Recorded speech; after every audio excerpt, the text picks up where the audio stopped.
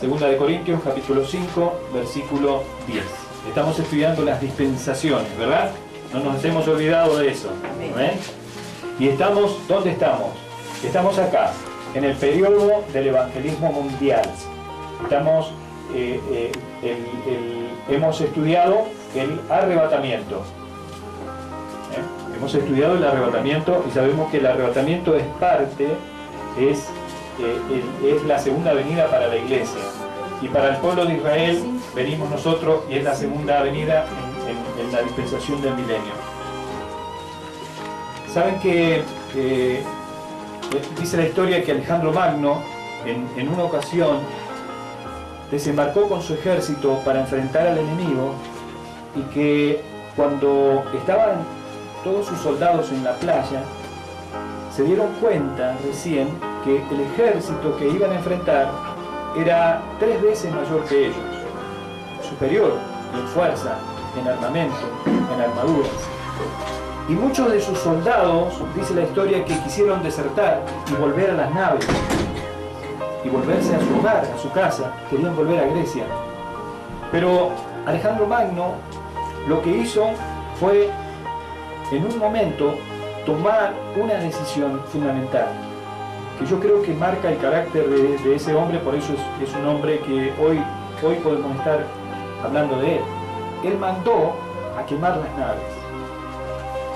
Entonces, cuando todo su ejército estaba ahí, miraron hacia atrás y las naves estaban ardiendo. La palabra de Dios cuenta un ejemplo sobre el profeta Eliseo. Dice que en una ocasión el profeta Elías iba pasando y le tiró el manto. Eso habla de que Dios lo había llamado. Y Eliseo, conociendo su corazón, dice que antes de seguir, de ir al mandamiento, de seguir al profeta, se devuelve y dice que quema el arado y mata a los bueyes, porque él era un hombre que tenía una buena posición económica. ¿Por qué estos dos hombres tomaron estas decisiones? Uno de quemar las naves y el otro de quemar el arado. Uno que conocía a Dios y el otro que no lo conocía. ¿Saben por qué?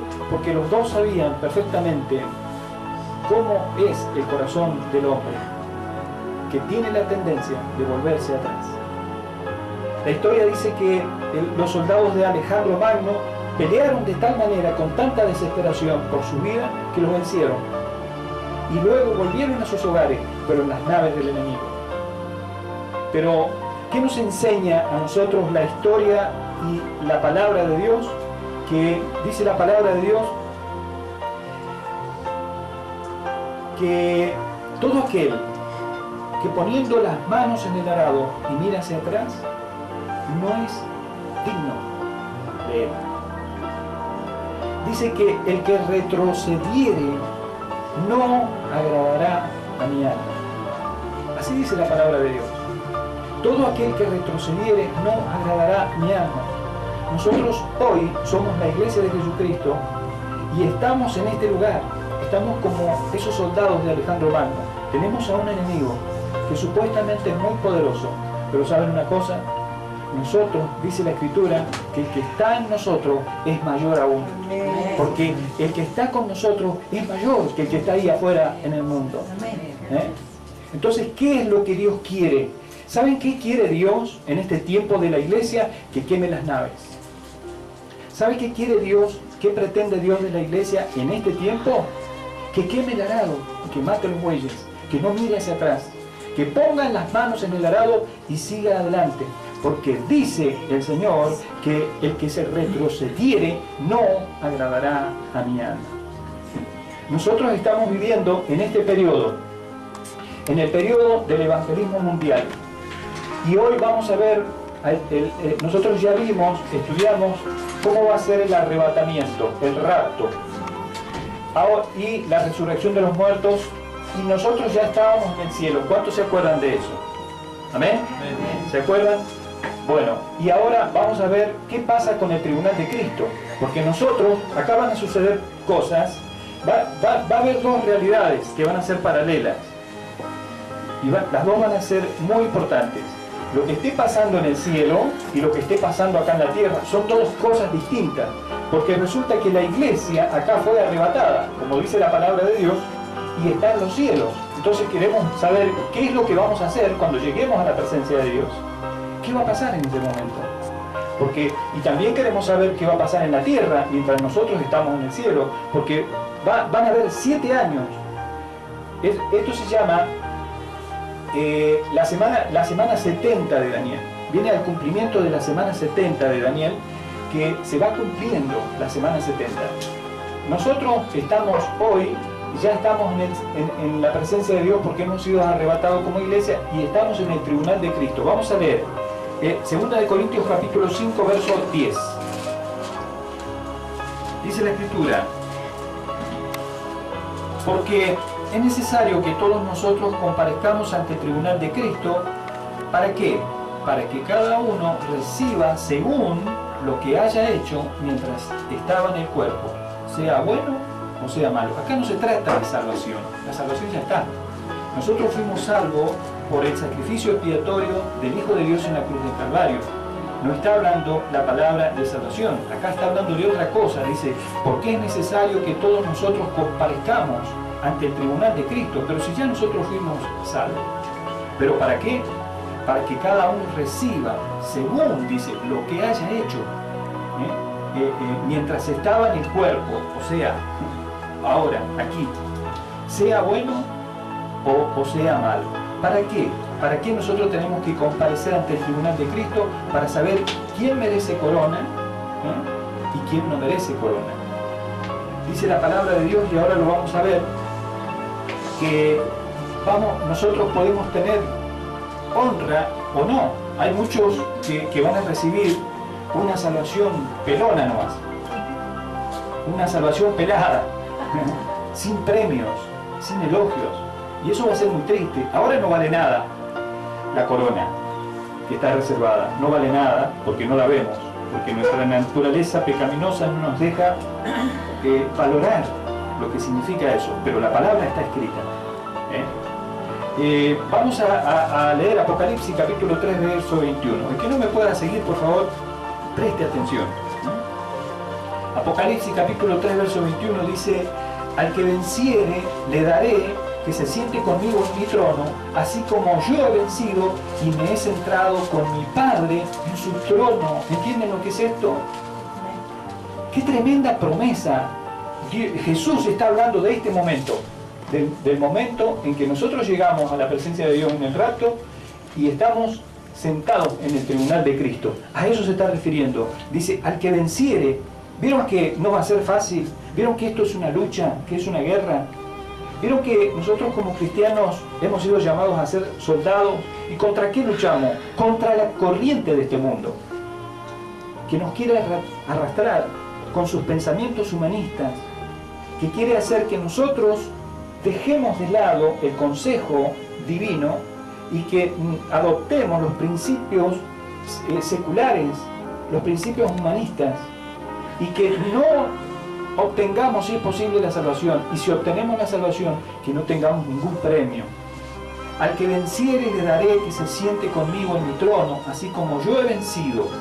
Aquí se trata de vencer, y me he sentado con mi Padre en su trono. Ahí nomás, en el capítulo anterior, Apocalipsis capítulo 2, verso 7,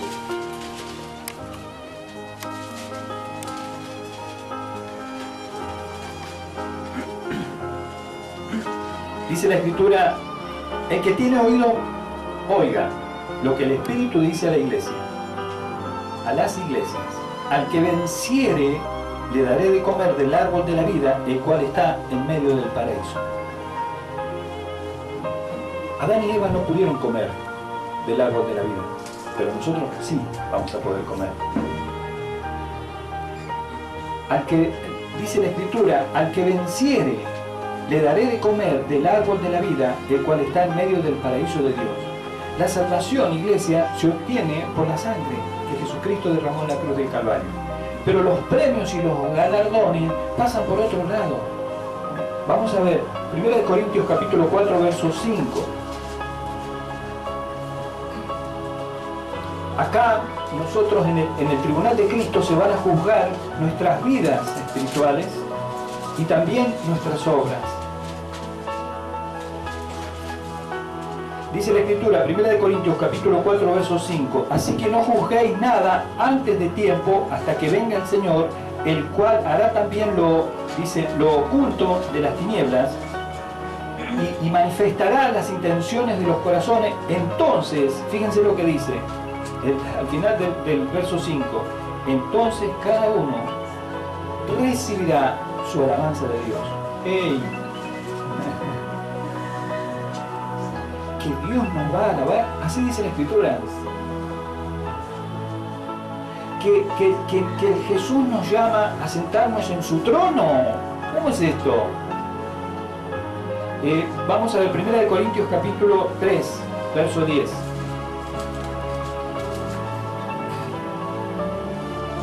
Una vida espiritual, iglesia, se puede edificar con 6 materiales, con plata, con oro, con piedras preciosas, pero también la vida espiritual se puede edificar con madera, con heno y con hojarasca.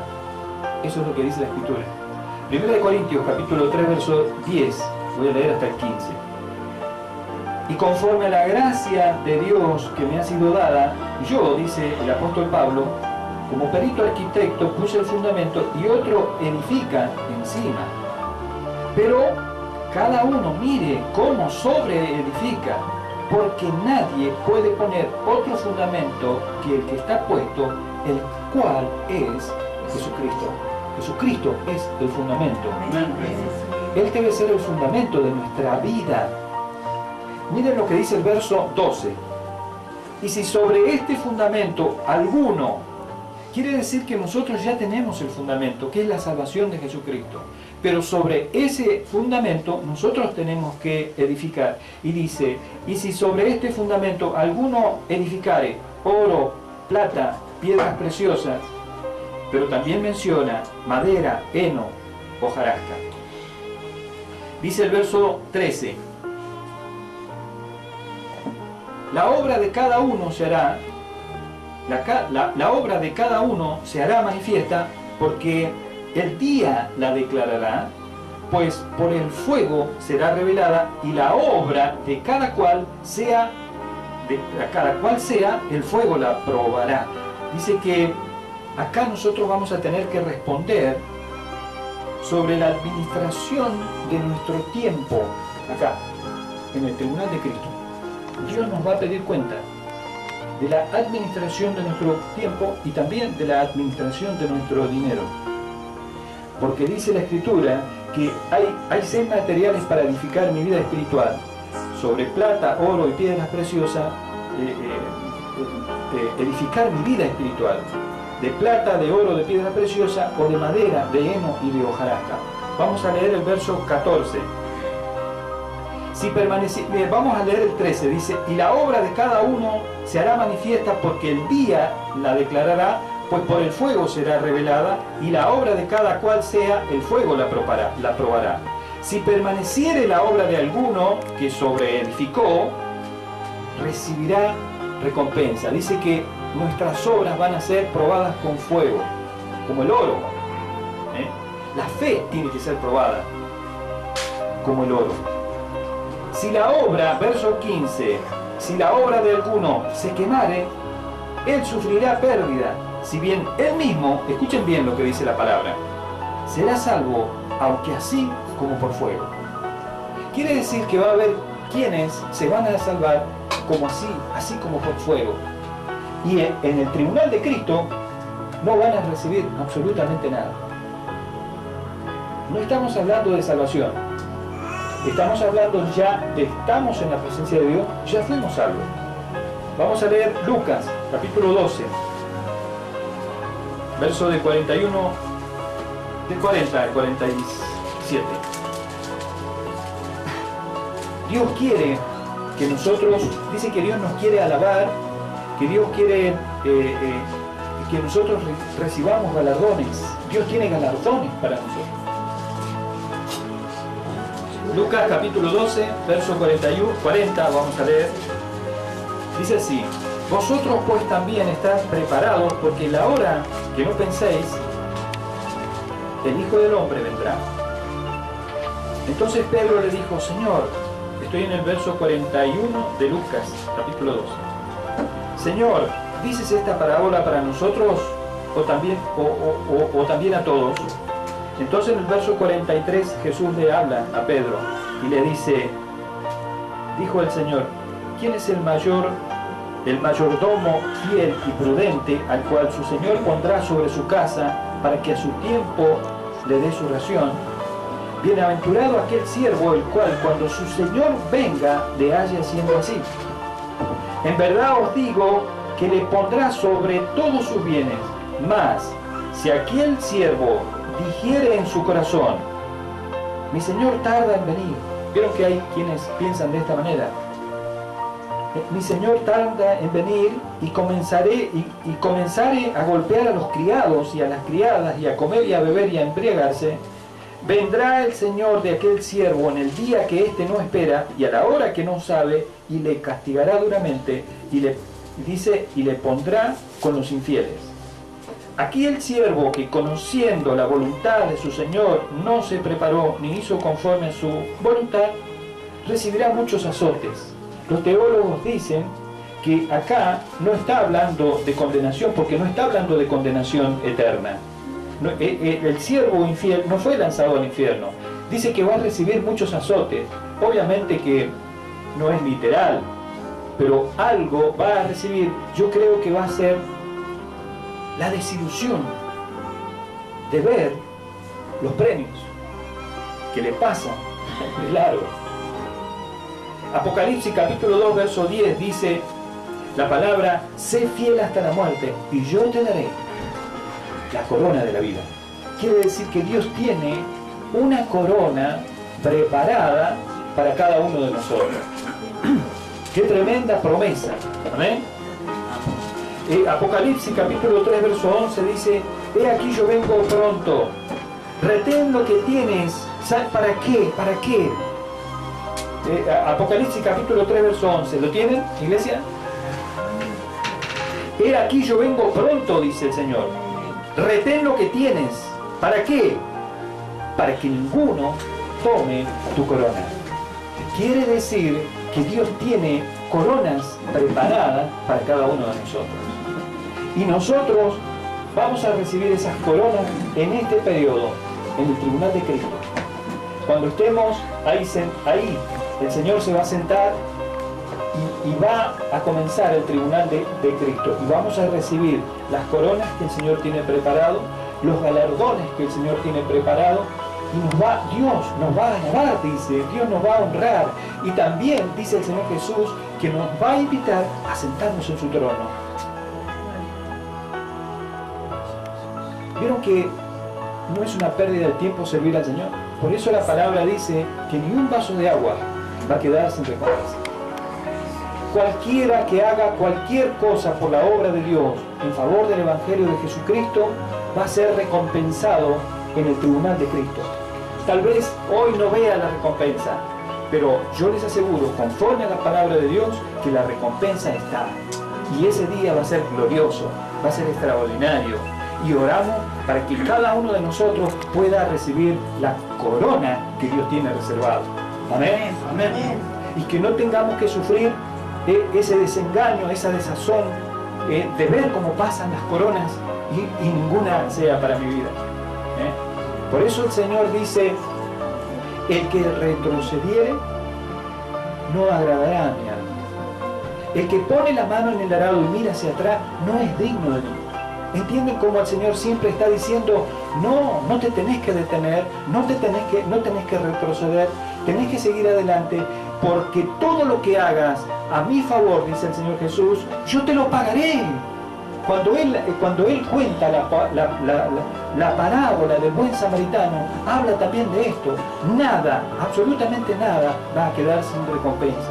Por lo tanto, si ustedes piensan que en algún momento hicieron algo y que nadie lo reconoció y que no recibió nada a cambio, quiero decirles que en el día este va a ser un día glorioso, el día del tribunal de Cristo. Y nosotros vamos a estar ahí. ¿Amén?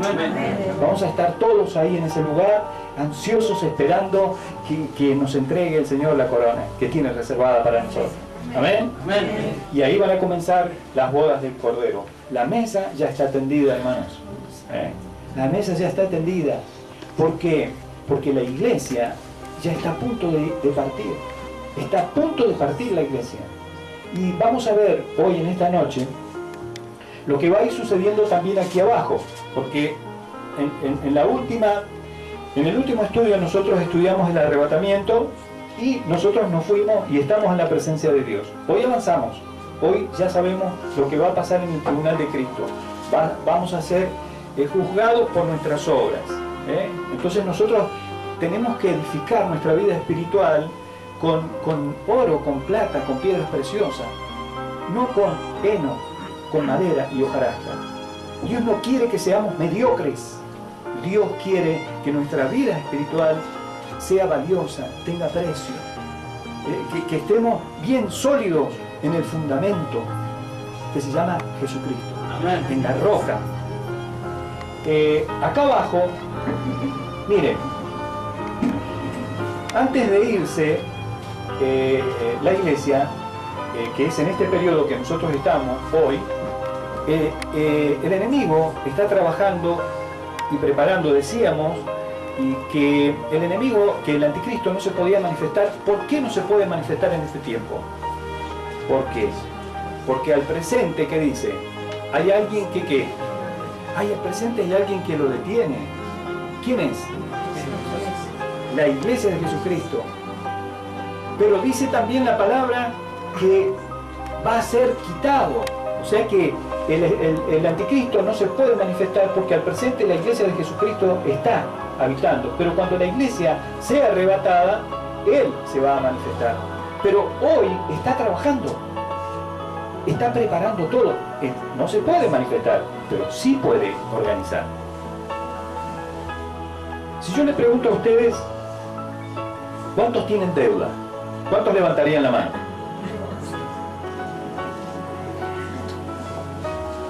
¿A cuántos les gustaría que les paguen la deuda?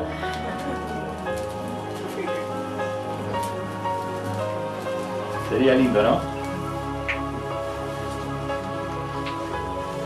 Le voy a pedir por favor a René ahí que puedas estar entregando una fotocopia a cada uno.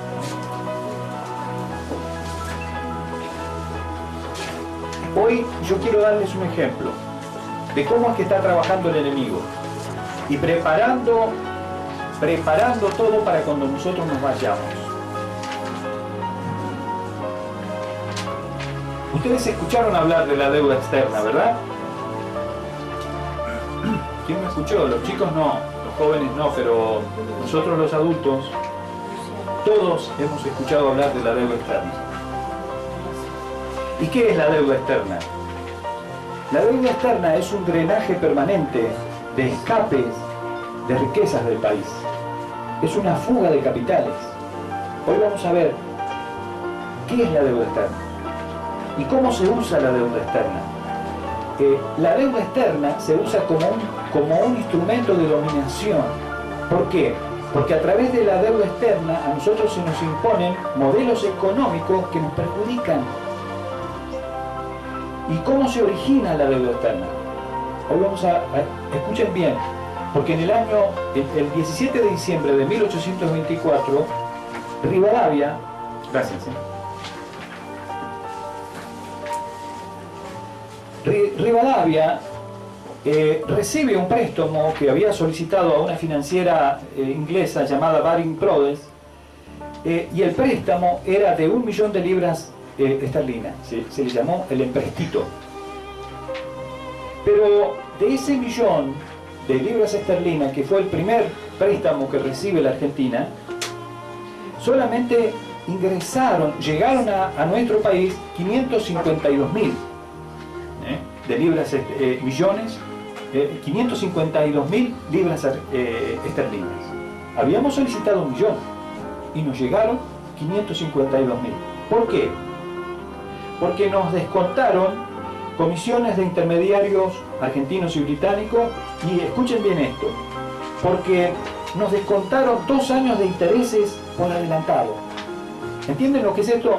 Nos prestaron 1 millón, pero antes de entregarnos el dinero ya nos descontaron 2 años de intereses.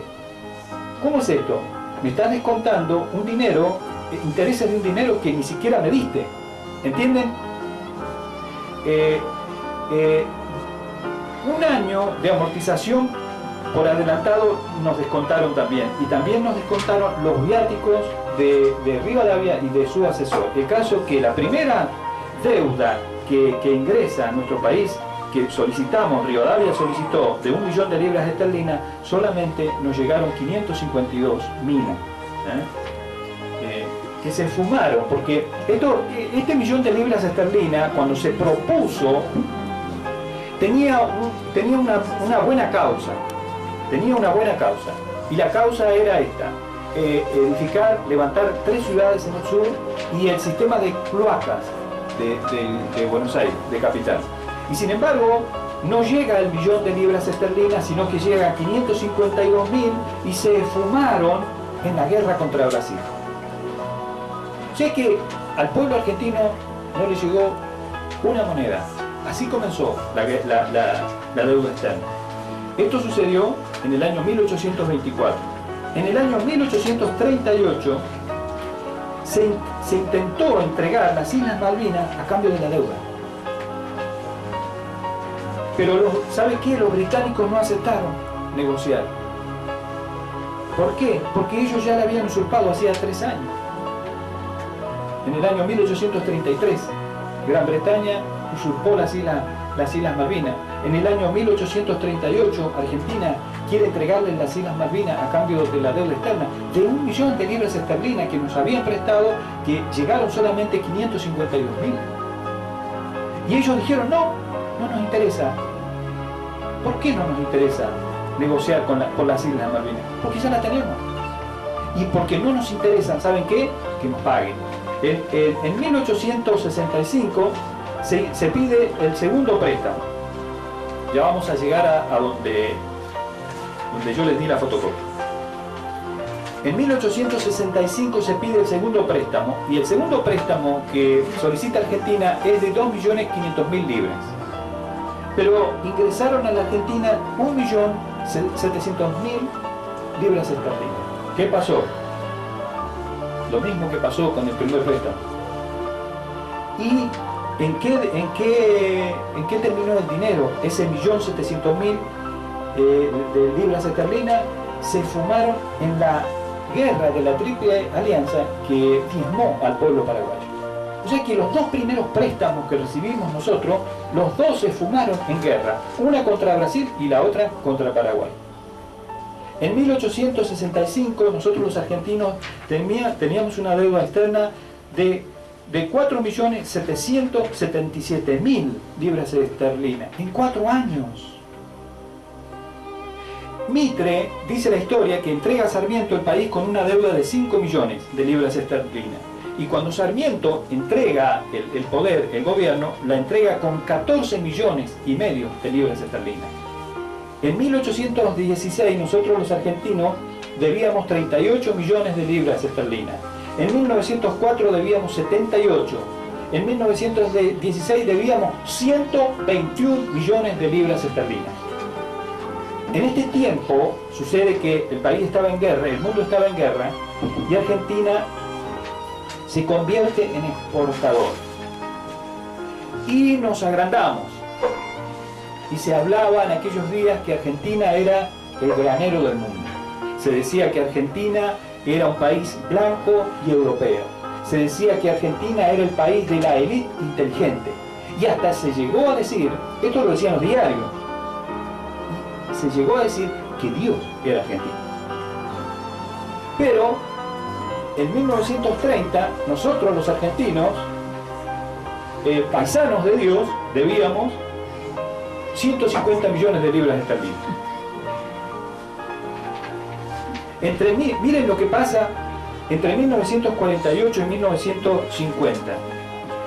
Hubo un presidente argentino que pagó toda la deuda. se llamó Juan Domingo Perón. Este líder, este presidente, entre el año 1948 y 1950, salda la deuda, paga toda la deuda. ¿Cómo fue eso? La cosa fue así. Resulta que Argentina había exportado granos y cereales a Gran Bretaña y a Estados Unidos, y cuando Argentina le fue a cobrar la deuda que estos países tenían con Argentina, dice la historia, el relato mismo de los protagonistas, que los embajadores de Estados Unidos y de Gran Bretaña se rieron en la cara de los argentinos. ¿Qué quieren ustedes? Nosotros queremos cobrar la deuda que ustedes tienen con nosotros. No. Nosotros le vamos a pagar dentro de 2 años, y no le vamos a pagar con dinero, sino que le vamos a pagar con maquinarias, al precio que ellos quieran. ¿Entienden? Mientras estuvieron en guerra, nosotros les mandamos cereales, y cuando terminó la guerra, dijeron, no les vamos a pagar ahora, le vamos a pagar dentro de 2 años, y como nosotros queramos, le vamos a mandar maquinaria. Entonces, ¿qué hizo? En aquel entonces gobernaba el país Juan Domingo Perón. Yo les hablo esto, les estoy hablando de historia. Yo soy apolítico, no me identifico con ningún partido, y no voy a favorecer a nadie en cuanto a este tema. Pero la historia está diciendo esto. Entonces dice que Perón fue y habló con los líderes esto, y les dijo, no, lo que vamos a hacer es, vamos a cambiar la deuda que tienen ustedes con nosotros por la deuda que nosotros tenemos con ustedes, que es la deuda externa. Y ellos dijeron, no, porque la deuda que ustedes tienen con nosotros es una cosa, y la deuda que nosotros tenemos con ustedes es otra cosa. Entonces el gobierno argentino dijo, no, porque la deuda que ustedes tienen con nosotros, para nosotros, es la misma cosa que la deuda que nosotros tenemos con ustedes. Así que, ¿qué hizo el gobierno argentino? Depositó el dinero, hicieron todos los papeles, ¿no? Había una diferencia a favor de ellos, que la depositó nuestro gobierno, y ellos no la querían cobrar. No querían que Argentina pagara la deuda externa. Entonces, ¿qué dijo el presidente de la Argentina? Dijo, si ustedes no lo cobran, no me importa, yo ya lo declaro pagado, no tengo deuda externa. Y ellos tomaron el dinero. O sea que en el año, del año 1948 al 1950 se pagó el total de la deuda. Argentina tenía 0 deuda. Imagínense, uno dice, podemos ser potencia sin deuda. Pero sin embargo, estas son las cosas que tiene nuestro país, y creo que nos hace únicos, ¿no? 5 años después, en el año 1955, cuando se va este gobierno que había saldado la deuda, dejó una deuda externa de 757 millones de dólares. ¿Cómo se explica esto? ¿Me están entendiendo? En 1958 hubo un golpe militar en nuestro país, de Aramburu, y la deuda externa de 757 millones de dólares la llevó a 1051. Después Frondizi la llevó a 1900, y después otro Guido la llevó a más de 2100 millones de dólares. Hasta que llegamos a 1966, que es lo que ustedes tienen en la mano, con una deuda de 3.276 millones de dólares. En el año 1966. ¿Lo tienen? Amén. Entonces, ahí nuestro país fue gobernado por una dictadura militar, un gobierno de facto. Nos gobernó Onganía, Levington y Lanús hasta el año 1972. Y nos entregaron una deuda, entregaron el país con una deuda de ¿cuántos millones de dólares? 4.800 millones. Entonces, ahí vuelve otra vez Perón y gobierna el Frejuli, del 1973 a 1975, que reciben una deuda externa de 4.800 millones, y cuando entregan el país en 3 años, la entregan con 7.800 millones de dólares. Después viene otro golpe militar en nuestro país, en el año 76, encabezado por Videla, Macera, Agosti, y nos gobierna Videla, Viola, Galtieri, Viñones, hasta el 83. Este gobierno recibe el país con una deuda externa de 7.800.000 y la entrega en 45.100 millones de dólares.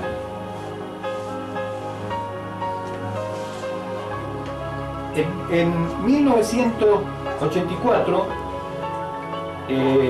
gobierna vuelve otra vez la democracia y gobierna la Unión Cívica Radical con Alfonsín a la cabeza. Hasta el año 88-89 recibe una deuda externa de 45.100 millones de dólares y la entrega con una deuda externa al país de 58.700 millones de dólares. Después entra, desde el año 89 hasta el 99, el Partido Justicialista con Menem a la cabeza. Y recibe el país con 58.700 millones de dólares de deuda y lo entrega con 146.219 millones. Después, estuvimos gobernados en el 2001 por la Alianza, que nos gobernó de la Rúa, que nos dejó la deuda de 180.000 millones de dólares. ¿Vieron cómo va creciendo la deuda? Y nosotros hoy tenemos una deuda de 200.000 millones de dólares. Si yo les pregunto a ustedes, ¿hay alguien aquí que debe algo? ¿Ustedes qué dirían? No tanto. ¿Sabe una cosa? Alma no se salva de la deuda. Tiene una tremenda deuda ahí donde ustedes la ven. Martina, mi nieto Santiago. Nosotros deberíamos dividir 200.000 millones de dólares en 42 millones de habitantes que somos. Esa tarea se la dejo para el fin de semana que viene.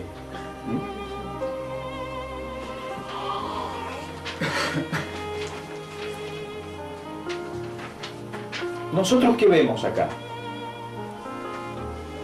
Vemos algo que está sucediendo en la economía de nuestro país. Una deuda que comenzó como un juego para zafar con 1 millón de libras esterlinas, que se esfumó, porque en realidad se esfumó. Y llegamos hoy, nosotros los argentinos tenemos una deuda externa de 200.000 millones de dólares. ¿Entienden cuál es la realidad de nuestro país? Hola, ¿cómo dicen? Dicen que no es la real, dicen que está cerca de 300.000, pero nosotros vamos a tomar, esto está tomado de datos certificados. Hay otros que dicen, que yo considero de que tienen razón, que la deuda externa en realidad está llegando a 300.000 millones. Pero nos vamos a plantar en 200.000, porque estos son datos del año 2010. O sea que hay 2 años que tenemos de margen. Yo creo que somos buenos también, ¿no? ¿Cómo hacemos nosotros para pagar 200.000 millones de dólares?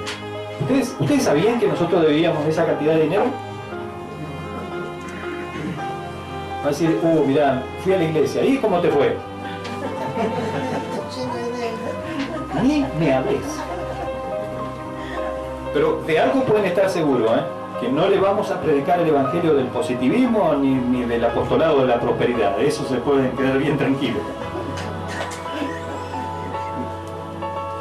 ¿Y sabe qué pasó en el periodo de 1976 hasta el 1983, donde donde gobernó nuestro país un gobierno de facto?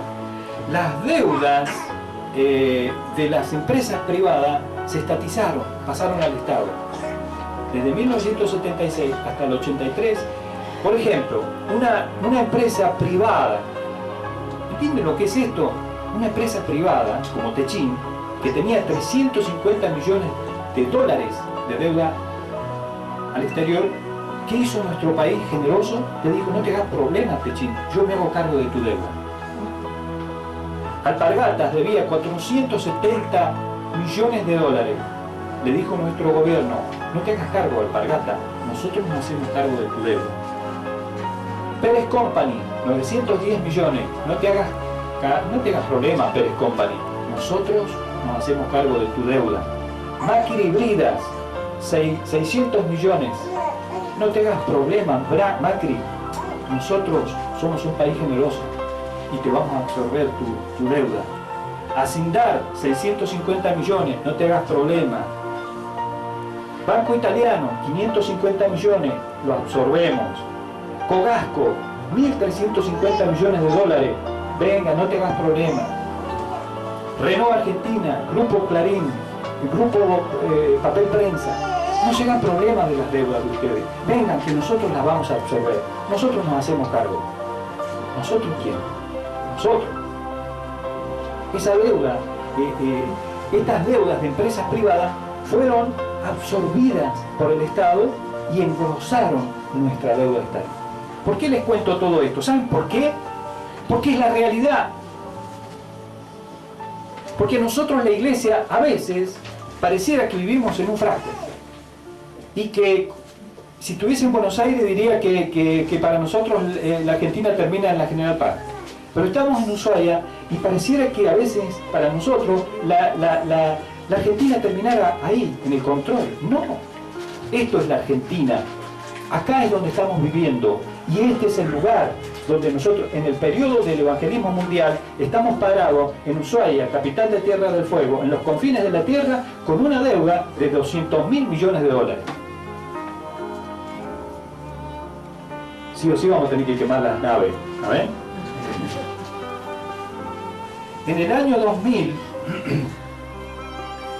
el juzgado número 2, a cargo del juez Jorge Ballestero, falló a favor de la denuncia presentada por Alejandro Olmos en 1982 y declaró, el juez Jorge Ballestero declaró la deuda externa argentina como ilegal, como inmoral, como ilegítima y como fraudulenta. ¿Y por qué la seguimos pagando?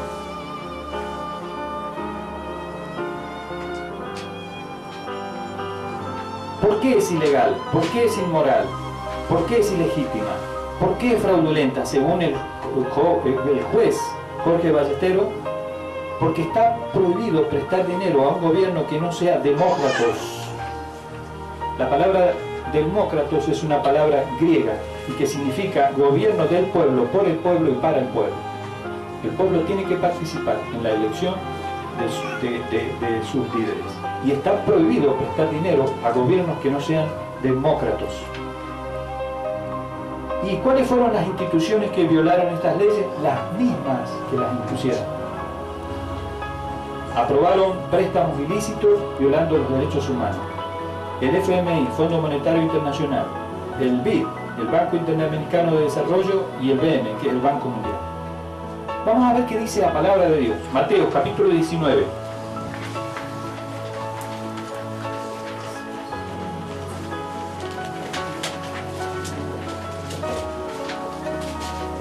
Usted dice, uy, no tendría que haber venido.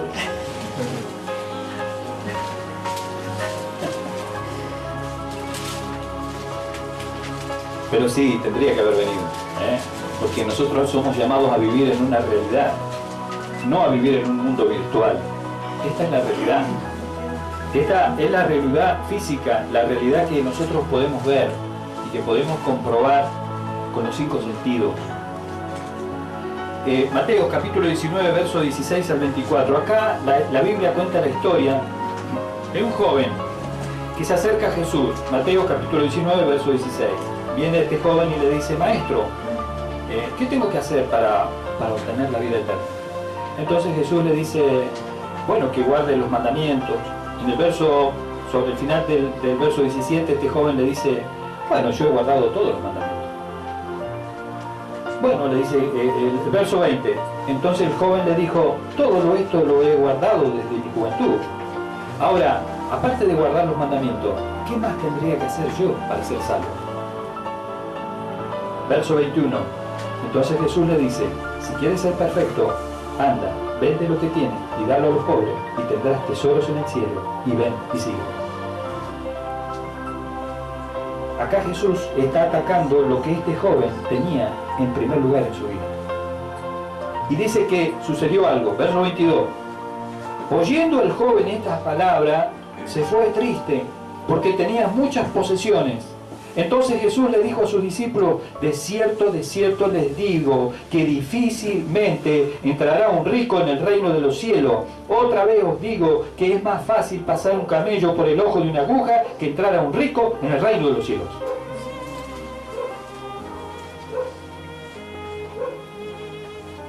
La palabra dice que el amor al dinero es la raíz de todos los males, que codiciando a algunos, dice, se desviaron de la fe. En Apocalipsis capítulo 3, verso 17, el apóstol Juan recibe del Señor Jesús un mensaje para la iglesia de la Odisea. La Odisea era una iglesia tibia, era una iglesia cómoda, que estaba muy bien económicamente.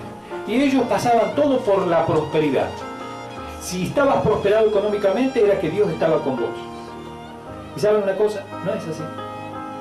Porque a veces Dios necesita tratar con un hombre, con una mujer, y le quita todos los apoyos. Porque quiere saber si ese hombre o esa mujer es capaz o no de adorarlo en todas las circunstancias y en toda la situación. Y acá en la iglesia de la Odisea era una iglesia tibia. Dice Apocalipsis capítulo 3, verso 17, porque tú dices, yo soy rico y me he enriquecido, y de ninguna cosa tengo necesidad, y no sabes que tú eres un desventurado, miserable, pobre, ciego y desnudo. ¿Pero cómo? ¿No decían ellos que eran ricos, que se habían enriquecido y que no tenían ninguna cosa, no tenían ninguna necesidad? Quiere decir que estar rico, enriquecido y no tener necesidad no significa que yo no sea un pobre, desventurado, miserable, pobre, ciego y desnudo delante de Dios. ¿Sabe que el enemigo de Dios, Satanás el diablo, opera en una área donde el hombre, por lo general, es muy vulnerable? ¿Sabe cuál es esa área? La avaricia. Lucas, capítulo 21. Vamos a leer del 13. Lucas, capítulo 12. Vamos a leer del 13 al 21. Acá Jesús cuenta una parábola, la parábola del rico necio.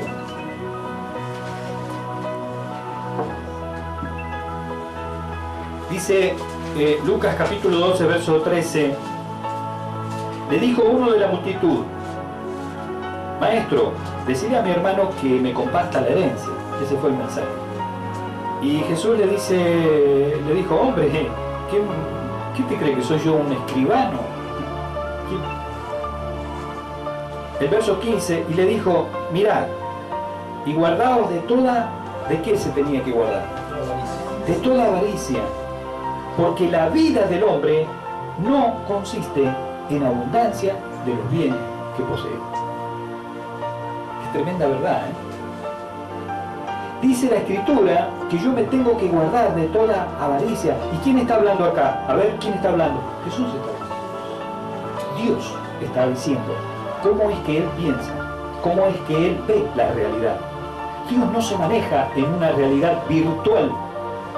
Dios no agarra el control y piensa como dice CN55 o el otro TN. No.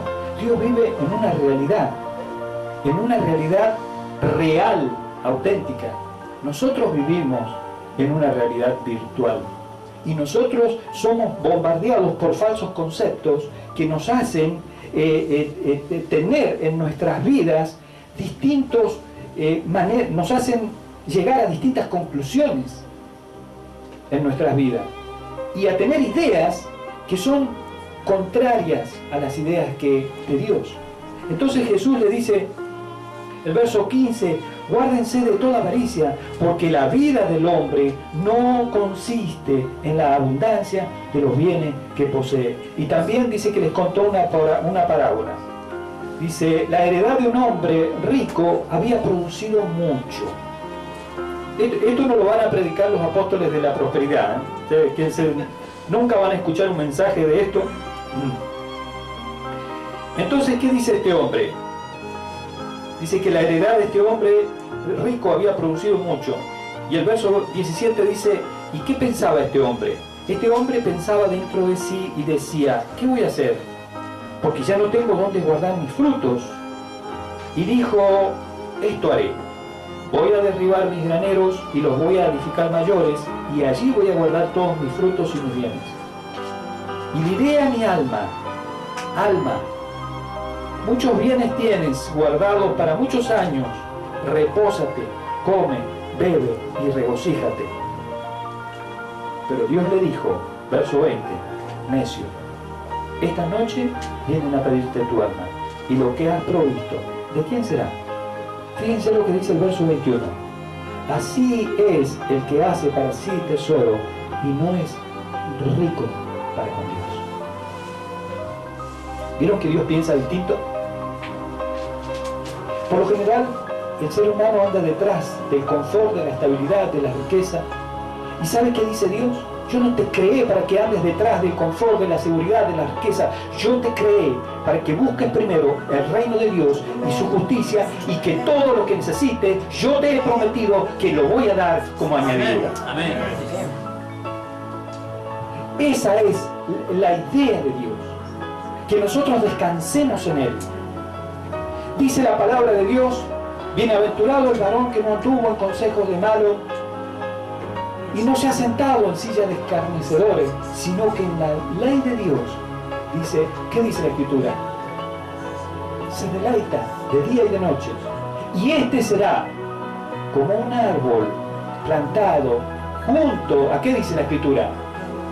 A corriente de agua. A corriente de agua. Y todo lo que haga, hace, ¿qué dice? Ah, ahí está el secreto de la prosperidad. Quiere decir que el secreto de la prosperidad está acá.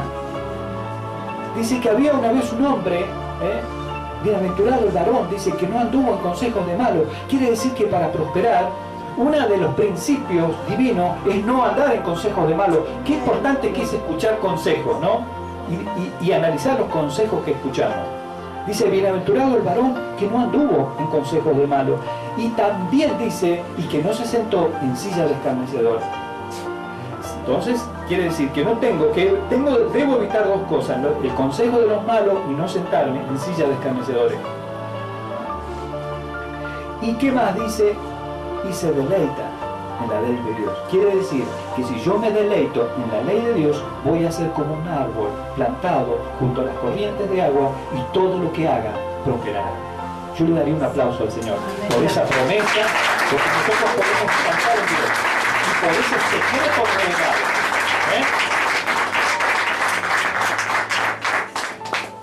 Entonces, ¿qué hace el enemigo? El enemigo de Dios, Satanás el diablo, conociendo la debilidad del corazón del hombre, que es propenso a la codicia, utiliza esa arma, y nos llega una deuda de 200.000 millones de dólares. ¿Y cuál fue la causa? La codicia del ser humano. Uno dice, obviamente que el diablo estuvo detrás de todo esto, pero tiene un propósito el enemigo. ¿Por qué nos endeudó tanto? Mire, nosotros, Argentina, en el año 2009 pagamos 20.000 millones de dólares de intereses por la deuda, y tenemos que pedir préstamos para completar. Entonces, nosotros no tenemos para pagar los intereses de la deuda, tenemos que pedir préstamos. ¿A quiénes? A los mismos que nos prestaron antes. Entonces, nosotros nos prestan la plata para que nosotros le paguemos los intereses, y la plata que nos prestaron acumula más intereses. ¿Tenemos posibilidad de salir de la deuda? Si no nos alcanza para pagar los intereses de los intereses. Ahora, ¿qué podríamos hacer nosotros, Argentina, con 20.000 millones de dólares? Por ejemplo, podríamos edificar 690.000 viviendas, 30.000 viviendas por provincia. ¿Qué creen ustedes que pasaría con la economía de Argentina? Si un día dicen, en Tierra del Fuego vamos a edificar 30.000 viviendas, ¿qué pasaría con la economía? Si con 20.000 millones de dólares decidimos no edificar 690.000 viviendas, podríamos invertir en educación, 10.000 colegios primarios. Entonces, no, tenemos muchos colegios primarios. Bueno, vamos a hacer colegios secundarios. Nos alcanzaría para hacer 5.000 colegios secundarios, con 20.000 millones de dólares. Decimos, no vamos a invertir en salud, ni tampoco vamos a invertir en educación. Vamos a invertir, vamos a invertir en salud. Podríamos hacer 345 hospitales de alta complejidad. Decimos, no vamos a invertir en salud tampoco. Bueno, podríamos hacer 70 terminales eléctricas o 80 centrales atómicas y solucionaríamos el problema de la energía en Argentina. ¿Con cuánto?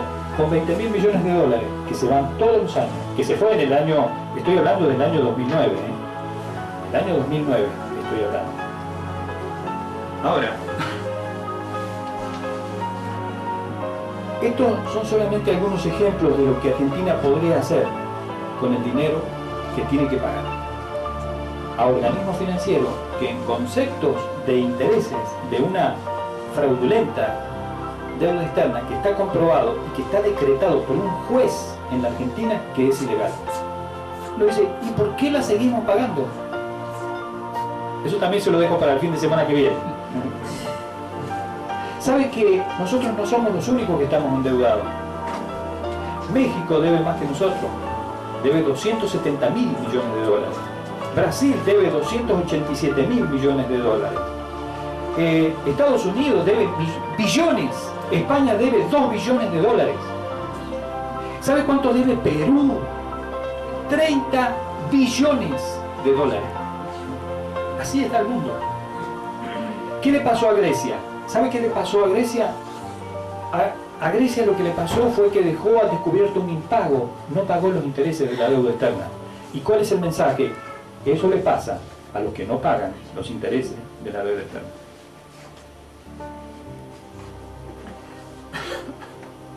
Entonces, decíamos que la avaricia del hombre es la herramienta que Satanás ha utilizado para quebrar la economía y preparar el camino del inicuo, del hijo de perdición.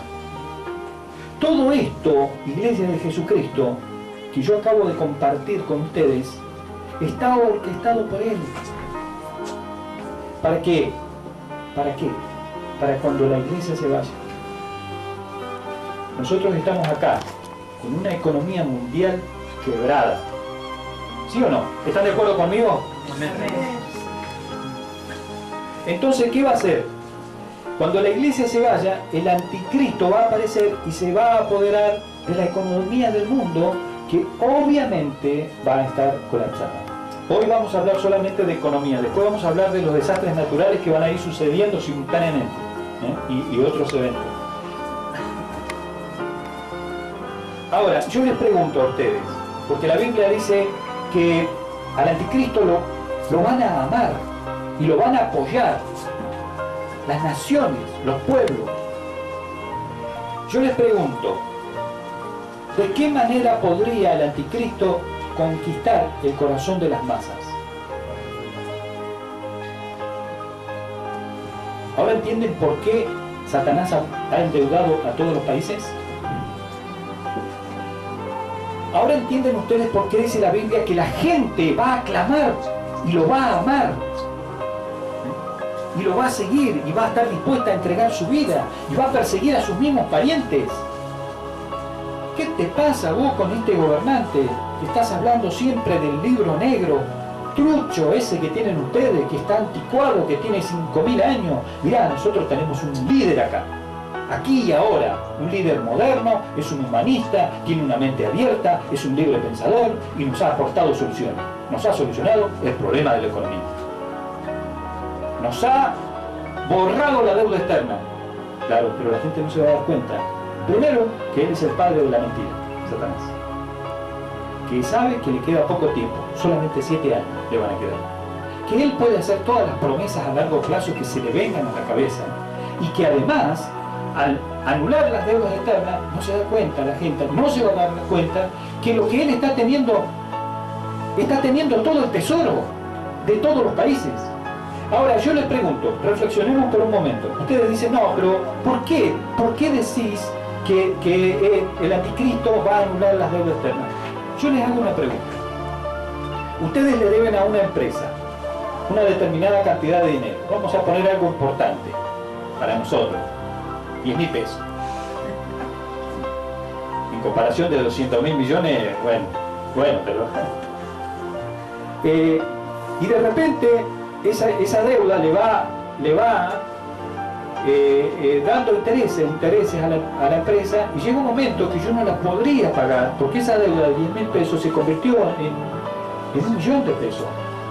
Y de repente, no me pregunten cómo, pero yo pude comprar la empresa.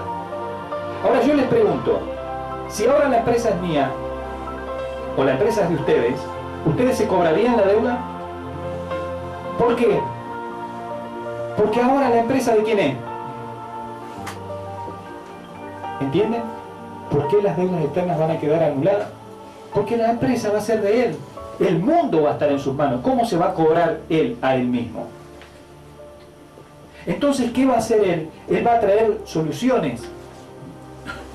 Las multitudes van a clamar por un nuevo orden mundial. ¿Por qué? Porque el sistema demócratos, gobierno del pueblo, por el pueblo y para el pueblo, fracasó. Necesitamos un nuevo orden mundial. Necesitamos ordenar la economía, necesitamos ordenar la política y necesitamos ordenar la religión. Un nuevo orden mundial. Esto está todo desordenado. La iglesia se fue. Se produjo un colapso tremendo que después lo vamos a seguir viendo, y en este cuadro aparece el anticristo. Y van a ser las naciones del mundo las que van a clamar por este hombre. Yo les voy a invitar a Apocalipsis capítulo 6. Que acá Apocalipsis capítulo 6 habla de la aparición del anticristo. Entonces decíamos que van a ser los pueblos, las muchedumbres, las naciones del mundo las que van a clamar por este hombre, por el anticristo. Este hombre carismático, inteligente, seductor, con una capacidad persuasiva sobrenatural.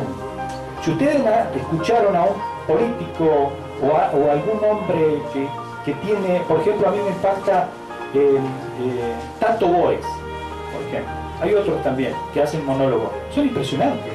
¿Cómo puede ser así? Tato Bores, no sé si alguna vez, los jóvenes no tienen ni idea, pero bueno, hay uno que pueden ver en internet. Entonces, si alguien se puede impactar con hombres que son capaces de hacer ese tipo de monólogo, imagínense lo que va a hacer el anticristo. El anticristo va a tener una capacidad persuasiva sobrenatural. Él va a ser seductor. Él cuando hable va a captar la atención de las masas. Las mujeres van a suspirar por él. Encima parece que va a ser lindo.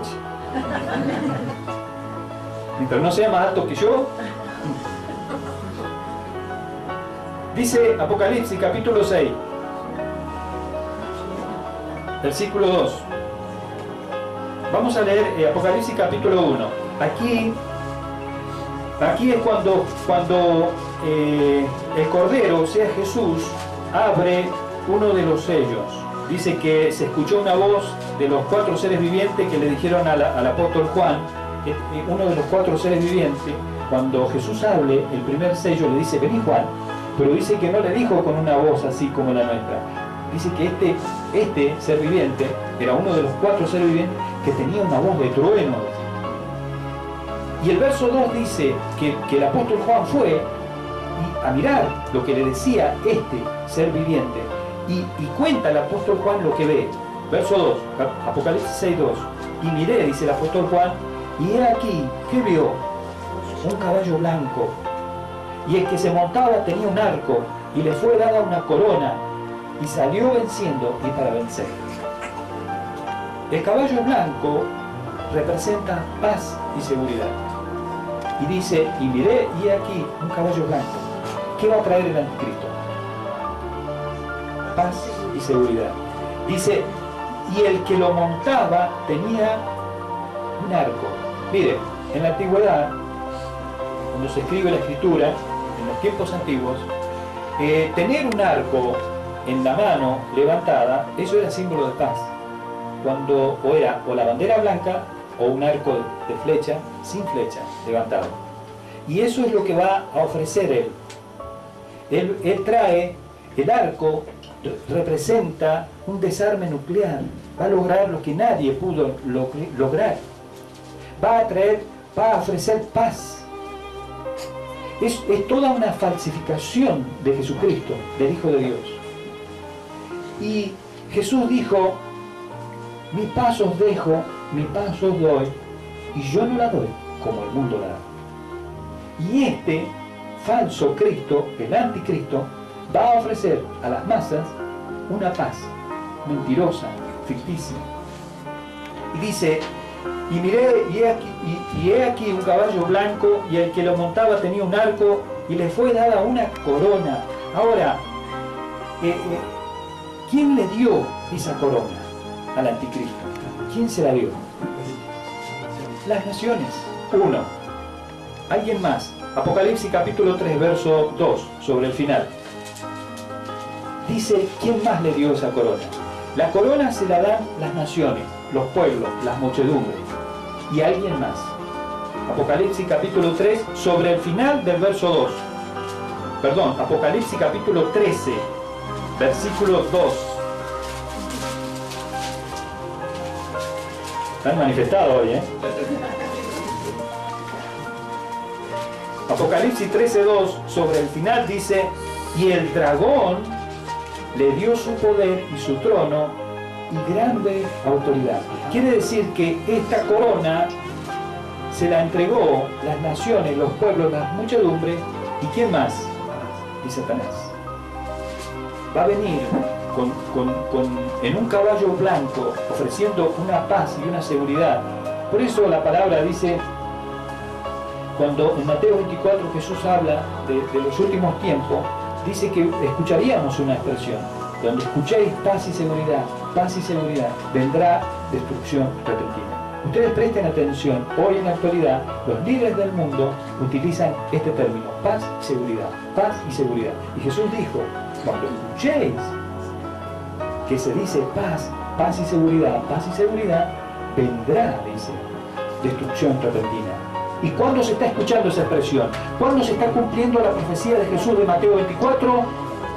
En este tiempo, en el periodo del evangelismo mundial, hoy se habla de paz y seguridad. Y el Señor dijo, cuando escuchen de paz y seguridad, vendrá destrucción repentina. Porque cuando la iglesia se vaya, inmediatamente comienza un colapso acá en este planeta. Entonces, ¿qué entendemos? Que el anticristo va a aparecer con un programa de paz humanista, con el ser humano colocado sobre todas las cosas, y va a conseguir lo que nadie consiguió. Paz en el Medio Oriente. Hay que conseguir paz en el Medio Oriente. Dice que va a hacer pacto con Israel y con los países árabes. Eso lo vamos a ver más adelante, ¿no? Pero él va a conseguir la paz en el Medio Oriente y va a instalar un gobierno mundial, un gobierno globalizado, un nuevo orden mundial. ¿Por qué? Porque el sistema demócrata, gobierno del pueblo, por el pueblo y para el pueblo, fracasó. Y si no, mire cómo terminaron las naciones, endeudadas. Juan, ya terminamos. Juan capítulo 1. Dice la Escritura, en el principio era el Verbo, y el Verbo era con Dios, y el Verbo era Dios. Este era en el principio con Dios, y todas las cosas por Él fueron hechas, y sin Él nada de lo que ha sido hecho fue hecho. En Él estaba la vida, y la vida era la luz de los hombres. ¿Lo tienen? A ver, Juan capítulo 1, a ver, capítulo 1, verso 1. En el principio era el Verbo, y el Verbo era con Dios, y el Verbo era Dios. ¿Quién era el Verbo? ¿Quién era el Verbo? Jesús. En el principio era el Verbo, y el Verbo era con Dios, y el Verbo era Dios. Era Jesús y Dios, porque Jesús es Dios. ¿Amén? Pero acá está hablando específicamente, en el principio era el Verbo, y el Verbo era con Dios, y el Verbo, o sea Jesús, era Dios. Este era en el principio con Dios, y todas las cosas por Él fueron hechas. Dice que Jesús creó todas las cosas, y todas las cosas por Él fueron hechas, y sin Jesús nada de lo que ha sido hecho fue hecho. Verso 4, en Él, ¿qué estaba en Él? La vida, y la vida era la luz de los hombres. Verso 5, la luz en las tinieblas resplandece, y las tinieblas no prevalecieron contra ella. Verso 9, aquella luz verdadera que alumbra a todo hombre venía a este mundo. En el mundo estaba, y el mundo por Él fue hecho, pero el mundo, ¿qué hizo? no le conoció. Verso 11, a los suyos vino y los suyos no le recibieron. Pero el verso 12 es extraordinario. Dice, mas a todos los que le recibieron, a los que creen en su nombre, les dio potestad de ser hechos hijos de Dios. Y aquí estamos nosotros. Amén. Nosotros sí lo hemos recibido. Sí lo reconocemos. Créese en Cristo. En Juan, en el capítulo 5, un poquito más adelante, en el verso 43, le habla a los judíos, porque los hebreos, que son los conocedores de la palabra, van a ser engañados por el anticristo. Y Jesús se lo profetizó, se lo dijo. ¿Saben por qué? Porque Él estuvo en el futuro. Dios conoce el futuro. Él ya sabía cómo iban a reaccionar ellos. Juan, capítulo 5, verso 43, les dice, yo he venido en el nombre de mi Padre y no me recibís. Fíjense lo que dice, si otro viniere en su propio nombre, a este recibiré. ¿De quién está hablando? Miren, muchos de los que hoy se niegan a recibir a Cristo, lamentablemente con los brazos abiertos van a recibir al Espíritu. Bienvenido a la realidad. Esto es vivir en el periodo del evangelismo mundial. Así estamos en este tiempo. Esta es la realidad. Usted se va hoy con una deuda de 200.000 millones de dólares a su casa. Pero ¿saben una cosa? También se ha enterado que cuando en el tribunal de Cristo se entreguen las coronas y seamos honrados y los beneficios sean eternos, también vamos a estar nosotros. Amén. Y vamos a trabajar para que el Señor nos honre, nos halague. Dice la Biblia que Dios nos va a alabar. Nosotros vamos a trabajar para esto, para que cuando estemos en el tribunal de Cristo seamos alabados por Dios y para que nos podamos sentar en las bodas del Cordero. Pero para eso, dice la palabra de Dios, que el que pone la mano en el arado y mira hacia atrás no es apto para el reino de los cielos, no es digno. El que retrocediere, dice el Señor, no agradará a mi alma. Nosotros tenemos que alcanzar y cuidar la salvación, porque dice la Escritura que lo tenemos que hacer, cuidarla ¿con qué dice? Con temor y temblor. Amén. Yo les voy a pedir que nos pongamos de pie y vamos a orar para que el Señor nos fortalezca y para que Dios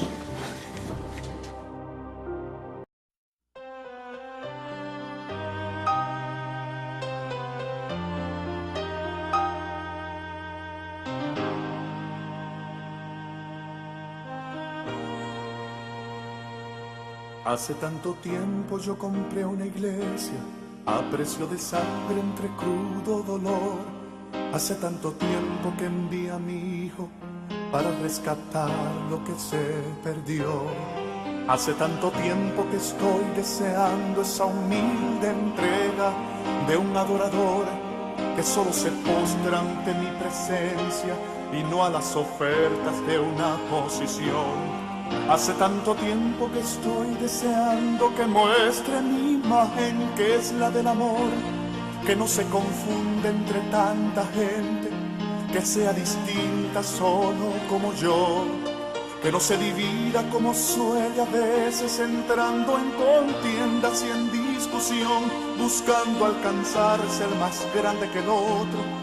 Si en el universo el grande soy yo quiero una iglesia que me dé la gloria y procure la unión. Yo quiero una iglesia que sane al herido, que rompa cadenas, liberte al cautivo, que aclare la mente al que está confundido y que hable verdad. Yo quiero una iglesia que con su mirada le brinde esperanza al alma angustiada.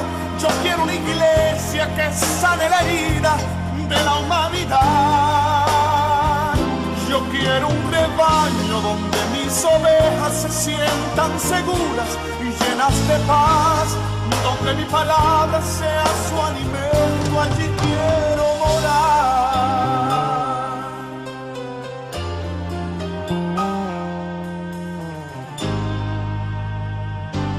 Yo con su alabanza perfume mi trono, me dé ese lugar. Una iglesia que sepa hacer diferencia entre el bien y el mal. ¿Dónde está la iglesia que fue perdonada y que fue liberada del castigo atroz? Aquella que al ver si alguno ha caído le extiende la mano y perdona su error. Iglesia despierta, ya llegó el momento de tu redención. Yo quiero una iglesia que sane al herido, que rompa cadenas, liberte al cautivo, que aclare la mente al que está confundido y que hable verdad. Yo quiero una iglesia que con su mirada le brinde esperanza al alma angustiada. Yo quiero una iglesia que sane la herida de la humanidad. Yo quiero un rebaño donde mis ovejas se sientan seguras y llenas de paz, donde mi palabra sea su alimento, allí quiero morar.